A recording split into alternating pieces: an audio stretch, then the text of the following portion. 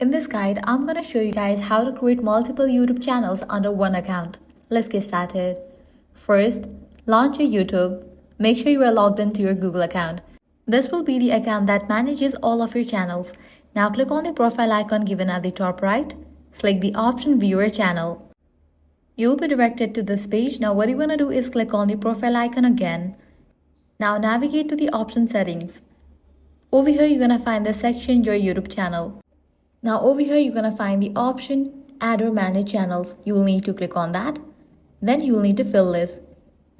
Give a name for your new channel, likewise type in the handle name. Then click on the option Create Channel. Also you can add your profile picture. This way another channel will be added to your same Google account.